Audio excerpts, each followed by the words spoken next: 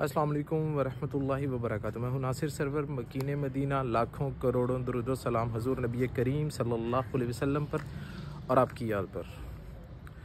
उम्मीद करता हूँ आप सब खैरियत से होंगे और बहुत सारे लोग, बल्कि यकीनन जितने भी फॉलोअर्स हैं जो फेसबुक पेज पे हैं या चैनल पे हैं, उनको अंदाज़ा हो गया होगा कि मैं पाकिस्तान में हूँ। बहुत सारे लोगों के सारा दिन मैसेजेस भी आते हैं कि मकीने मदीना भाई आप कहाँ पे हैं। तो मैं इस टाइम पाकिस्तान में हूँ। रिसेंटली आज 10-11 दिन हो चुके हैं मेरे वालिद साहब के इंतकाल को, और अल्लाह पाक उनके दर्जात को बुलंद व बाला फरमाए।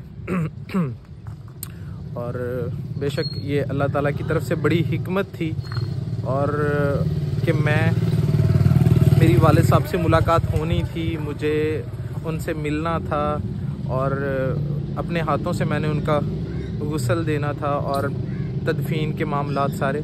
तो ये भी मैं अल्लाह का शुक्र अदा करता हूँ, वरना परदेसियों के नसीब में तो यकीन करें कब्रिस्तान में जाके पहुँच के मुंह देखना या जनाजे में शामिल होना बड़ा मुश्किल हो जाता है।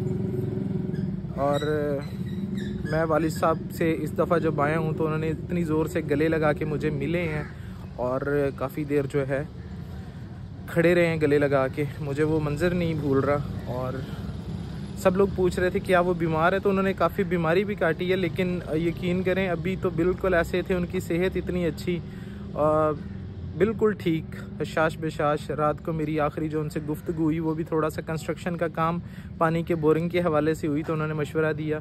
सुबह फजर का टाइम था, अचानक से जो है वो बस अपने खालिक हकीकी से जा मिले। अल्लाह पाक उनके दर्जात बुलंद फरमाए, अल्लाह पाक आगे की मंजिलें आसान फरमाए। और ये यकीन करें ज़िंदगी का सबसे कठिन मरहला होता है कि दोनों ही, चाहे किसी जवान बेटे के कंधों पे किसी बाप का जनाजा हो या किसी बाप के कंधों पे किसी जवान बेटे का जनाजा हो, अल्लाह पाक मेरे वालिद की बेहिसाब मग़फ़िरत फरमाए।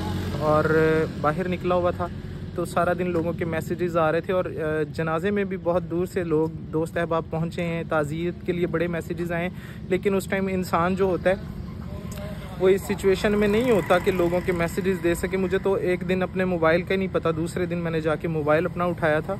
तो आजकल 24 घंटे के बाद मैसेजेस जो हैं वो ऑटोमेटिकली रिमूव हो जाते हैं। सो बहुत सारे लोगों ने मैसेजेस किए, ताज़ियत की। अल्लाह आप लोगों को सलामत रखे।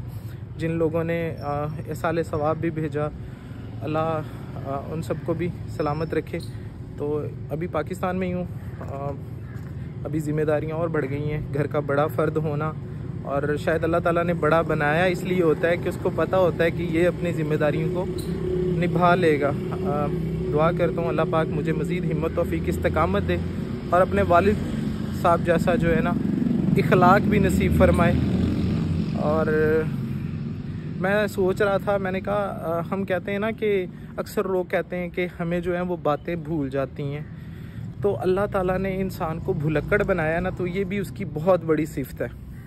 अगर उसने हमें भुलक्कड़ ना बनाया होता, भूलने वाला ना बनाया होता, तो हम सारी ज़िंदगी अपने प्यारे प्यारे जो बिछड़ जाते हैं उनके गमों को लेके बैठे रहते। कोई नुकसान हो जाता तो उसी पे बैठ के रोते रहते। लेकिन अल्लाह ताला की हर काम में, हर सिफ़त में एक बड़ी हिकमत है कि इन पहला दिन जो होता है वो गम का बहुत ज़्यादा इंसान फ़ील करता है, फिर आहिस्ता आहिस्ता अल्लाह ताला इंसान को सब्र देता है। लेकिन ये ऐसे रिश्ते होते हैं कि इंसान को सब्र तो नहीं आता। जैसे ही घर में इंटर होते हैं, उनका जूता देख लें, उनके कपड़े देख लें, उनकी चीज़ें देख लें, तो बड़ी शिद्दत से याद आती है। अल्लाह पाक मेरे वालिद के दर्जात को बुलंद करे। और मुझे याद है कि वो मुझे यार कहना हर काम में, यार ये कर लें, यार वो कर लें। और मैंने जब भी बाहर से आना ना, तो उन्होंने मेरे कपड़े खिलवा के देखने के नए कौन से लेके आए और अनस्टिच कौन से। उन्होंने कहना ये मैंने सिलवाने हैं, तो मैंने कहा अब्बू आप सिलवा लें। और अपने निकाल के देने कि ये तुमने पहनने हैं। जूता मेरा और मेरे अब्बू का एक नाप का और सूट हमारे एक नाप के। तो आज जुमे का दिन है तो उन्हीं का प्रेस किया हुआ सूट जो उन्होंने प्रेस करवा के 2 दिन पहले रखे थे वो पहन के आज जुमा पढ़ने जाऊँगा। फिर इंशाल्लाह कब्रिस्तान भी जाऊँगा, दादी अम्मी के पास भी। तो बस दुआ कीजिएगा अल्लाह पाक उनकी आगे की मंजिलें आसान फरमाए और अल्लाह पाक सारे अहले खाना को सब्र जमील अता फरमाए, आमीन। अल्हम्दुलिल्लाह अभी नमाज जुमा अदा की है और आज अब्बू जी का ही जो सूट प्रेस करके उन्होंने रखा हुआ था वो पहना है। लेकिन आज ये कहने वाला कोई नहीं है कि पुत्रा तेरे ते ज़्यादा सोहना लग रहा है या तेनू ज़्यादा सूट कर रहे हैं। उनकी आदत थी कि निकाल के दे देना कपड़ा कि ये तुम पहनो, ये तुम्हें ज़्यादा अच्छा लगेगा। और अक्सर लोग पूछते हैं कि नासिर भाई आप रहते कहाँ हैं, तो मैं डिस्ट्रिक्ट रहीम यार खां सिटी सादकाबाद से बिलोंग करता हूँ। ये पंजाब का जो है वो आखिरी सिटी है सादकाबाद, मैं वहाँ रहता हूँ। तो अभी बस जुमा अदा करके आया हूँ, इंशाल्लाह शाम को कब्रिस्तान भी जाऊँगा और दादी अम्मी से मिलने भी इंशाल्लाह। जब भी आप कब्रिस्तान जाएं या कब्रिस्तान के पास से गुज़रें तो सबसे पहले कब्रिस्तान वालों को सलाम कहें। मैं जब भी पाकिस्तान आया हूँ मेरा मामूल रहा है कि मेरे वालिद साहब का बहुत ज़्यादा मामूल था, कभी हफ्ते में 1 दफ़ा तो कभी 2 दफ़ा वो लाजिम कब्रिस्तान जाते। और जब भी मैं पाकिस्तान आया हूँ हर दफ़ा वीडियोज़ में मैं के एक पॉजिटिव मैसेज भी दी है।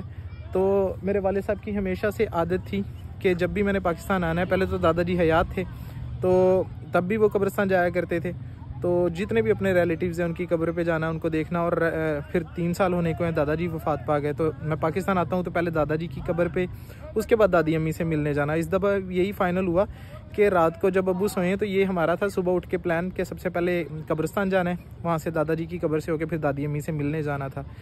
तो मैं अक्सर कहता होता हूँ कि हम उस उम्मत में से हैं जिसको ये हुक्म दिया गया है कि जब तुम कब्रिस्तान के करीब से भी गुजरो तो मुर्दों को सलाम कहो। लेकिन अफसोस ये है कि मौजूदा दौर में तो हम अपने मतलब के बिना तो सगे रिश्तेदारों को, जो अपने अहबाब को, घर वालों को सलाम नहीं कहते। अल्लाह पाक यहाँ पे जितने भी मदफून हैं लोग, अल्लाह पाक सब के दर्जात को बुलंद व बाला फरमाए और हमें आखिरत की तैयारी करने की तौफीक अता फरमाए। वो अपने जाने से पहले ही अब्बू जो हैं वो सबको तकरीबन बता चुके थे। दादाजी को 3 साल हुए हैं तो बहुत अक्सर उनकी वीडियोस देख के उदास हो जाते और रोते थे। और अब्बू मेरे सब बहन भाइयों में सबसे छोटे और लाडले थे। 8 बहन भाइयों में सबसे छोटे मेरे वालिद साहब। तो अल्लाह पाक मेरे वालिद साहब के दर्जात को बुलंद व बाला फरमाए। और वो जब भी मैंने पाकिस्तान आना, उनका मामूल था कि सबसे पहले यार दादा की कब्र पे जाना है। तो सुबह का हमारा यही प्लान था, लेकिन अल्लाह को कुछ और ही मंजूर था। अल्लाह पाक मेरे वालिद मरहूम के दर्जात को बुलंद फरमाए और जिन जिन के वालिदैन इस दुनिया जहान फ़ानी से रुखसत हो गए, अल्लाह पाक सब की बेहिसाब मग़फ़िरत फरमाए और सबको जन्नतुल फिरदौस में आला मुकाम अता फरमाए। अपनी दादी अम्मी के पास आ गए हूँ, अल्लाह मेरी दादी अम्मी को सलामत रखे। तो जब मैं पाकिस्तान पहुँचा हूँ तो मेरे अब्बू मुझे मिलने के बाद जो है ना उसी टाइम दादी अम्मी के पास पहुंच गए, दादी अम्मी को बताने के लिए कि नासिर आ गया।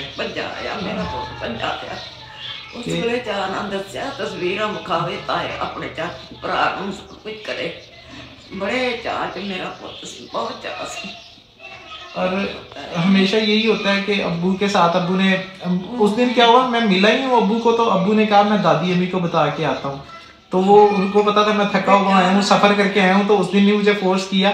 तो अगले दिन हमने कब्रिस्तान भी जाना था और दादी अम्मी से मिलने आना था, तो अल्लाह को कुछ और ही मंजूर था। देख लो मैं कभी नहीं तेरे नाल लड़िया, अब्बू कहने नहीं लड़िया पुत है, कभी लड़िया वाकई नहीं सी कभी लड़िया। मैं जो भी गल हो जाए ना मैं उन्होंने कहती कुछ नहीं सा सरवर नूं। अच्छा, जो भी अग्गा पिछा कर लेंदा सी कभी ते लड़दा नहीं सी। लड़दा नहीं सी ते मैं भी उन्होंने कभी कुछ नहीं सी आखिया। कहंदा सी मेरा पुत अमीर हो गया, सारे नालों मेरा पुत निक्का सी ते अमीर हो गया, बहुत अमीर हो गया मेरा पुत। कोठे काठे देख के मैंने जब जिंदगी में पहली दफ़ा घर लिया तो उसकी जो मेरे अब्बू को तो चलो खुशी होनी थी, जो मेरे दादा को खुशी थी, खुशी हुई उनको कि सारी ज़िंदगी में अल्लाह ताला ने उनके लिए सबसे ज़्यादा अमीरी इसी चीज़ की थी कि उनका पोता जो है मदीने में है। और हर किसी को खुशी से बताते बहुत खुशी थी अपना मेरा पुत निक्का सी ना हुण अमीर हो गया, मेरा पुत मकान ले पुत मदीने चला गया, पुत मदीने चल गया, पुत मेरा अमीर हो गया। सदके जावा मैं वारी जावा, निक्के पुत तो मैं सदके जावा, तेरे तो जा अल्लाह ने जिन्हों तेनों इन्हें तो उन्हें तां ते खड़िया।